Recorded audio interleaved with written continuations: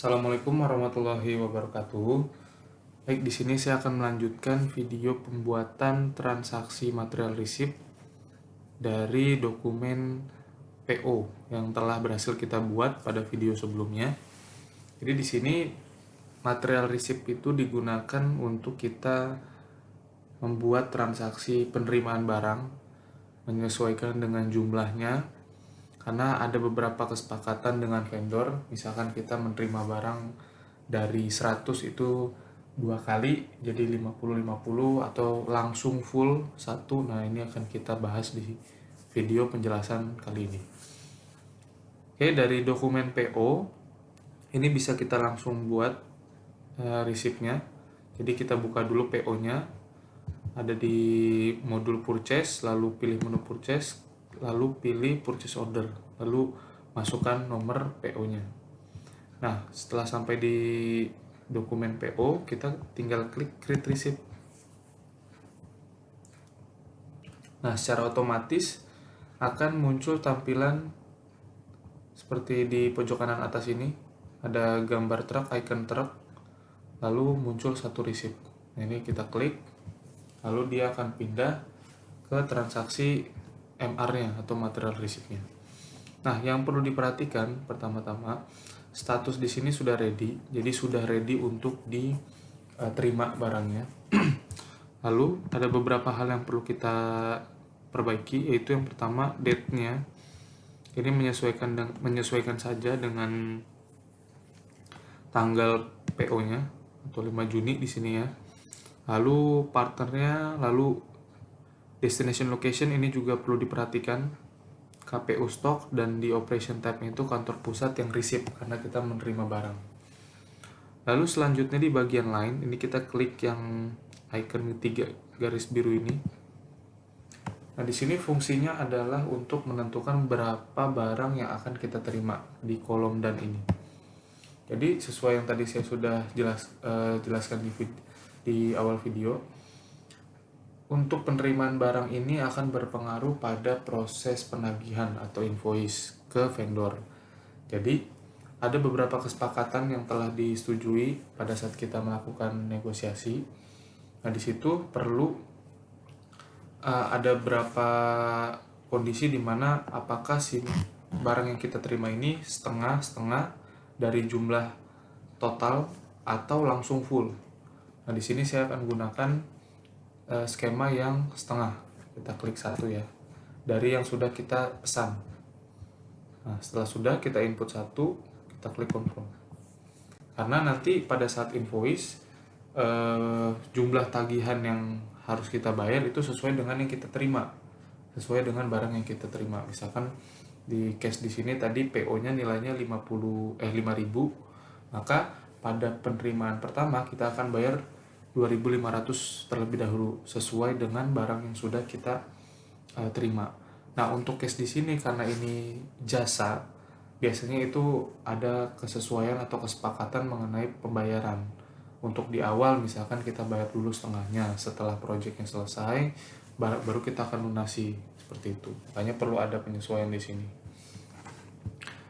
Nah, apabila nanti angkanya 1, misalkan kalau jasa kan cuma 1 ya, nah itu bisa diganti dengan 0,5 atau bisa desimal gitu. Oke, jika sudah kita klik save. Selanjutnya setelah kita klik save, di sini pastikan kembali data-datanya sudah sesuai dari mulai location, unit, angka untuk penerimaan barangnya, tanggal, dan lain-lain. Jika sudah, kita klik tombol validate. Lalu akan muncul notif seperti ini. Nah, ini perlu diperhatikan lebih detail lagi. Ini adalah tampilan kita untuk memberikan pilihan atau opsi apakah kita akan create back order atau no back order, yang artinya apakah kita akan membuat pesanan ulang atau penerimaan ulang atau tidak ada penerimaan ulang. Nah, contoh case-nya di sini adalah karena kita melakukannya untuk penerimaan ini setengah, maka kita perlu create back order. Kenapa? Karena secara otomatis nanti sistem ketika kita klik create back order, maka akan muncul receipt kedua atau receipt sejumlah atau sesuai dengan kurangnya barang yang atau barang yang belum kita terima. Nah, apabila kita klik no back order atau tidak ada pesanan ulang, maka dia tidak akan membentuk dokumen MR yang baru. Nah, di sini akan ngegantung nih yang tadinya kita mesen 2, tapi kita mesen 2 dengan penerimaan 2 kali, tapi hanya sekali yang kebentuk MR-nya. Nah, di sini banyak terjadi isu, makanya perlu diperhatikan lagi apabila kita sedang membuat transaksi, benar-benar kita detailkan, benar-benar kita fokus dalam pengerjaannya agar tidak terjadi atau meminimalisir kesalahan. Jadi karena kita tadi parsial, kita klik yang create back order.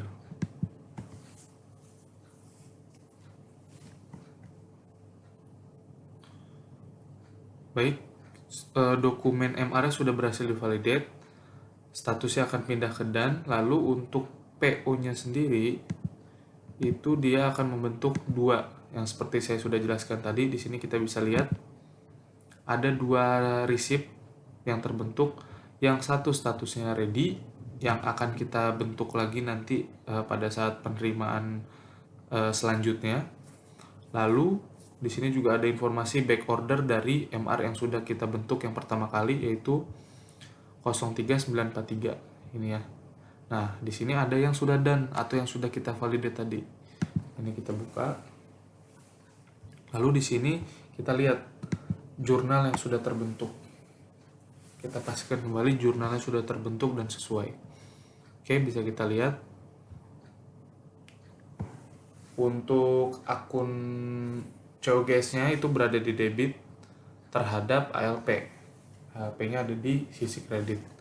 Jumlahnya juga sudah sesuai, dipastikan lagi sesuai karena ini nanti yang akan tercatat pada report atau ledger detail.